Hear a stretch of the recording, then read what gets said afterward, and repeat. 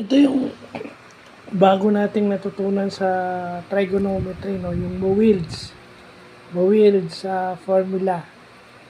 Discovered by Carl Mowiel's. Isang German o Aleman sa Tagalog.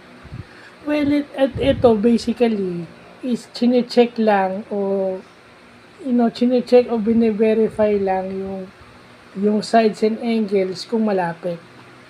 At most especially, ginagamit ito to verify yung sagot o yung solution na nakuha sa paggamit mo ng sine law, cosine law, at tangent law. Most especially sine law and cosine law. Kaya nga siguro hindi na isinama sa amin ito dahil pag isinama to nung high school at saka college, baksak tayo rito. No? Basically, yun lang siya. Chine-check yung sides and angles ng oblique triangle, bine-verify. Basically, yun lang yun. Sinabi rin ng Google AI na wala namang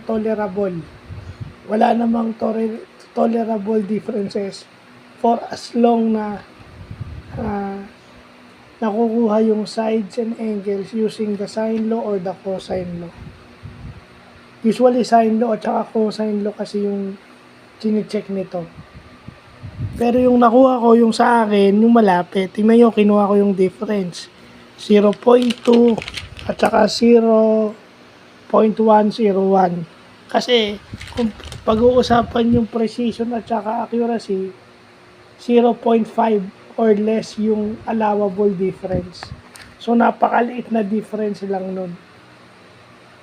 Well, tama-tama bukas, babalikan natin yung sine law, tsaka cosine law, pati tangent law, pagagamit na natin itong Mowiel's formula.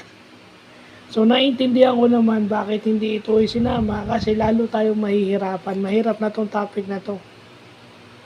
At saka wala ka talagang makukuhang eksakto. Meron talagang difference yan. Kasi iba-ibang number, iba't ibang given na sides, iba't given ng angles. Mas maganda doon, nalaman natin na may pang-verify pala yung solution to oblique triangles.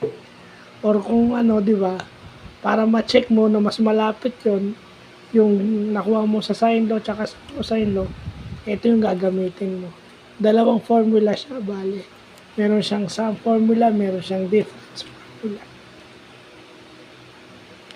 Yung left side, yung sides, i-verify mo kung equal or approximate dun sa right side, which is yung angles. Pag 0.1, 0.2, 0.3, hanggang 0.5, siguro naman pwede na siya. Kasi maliit na difference lang yung katiting. Napakaliit na difference. Kaya inulit-ulit ko kasi hindi pwedeng napakalaki ng difference. Kailangan maliit lang. So, yun lang po.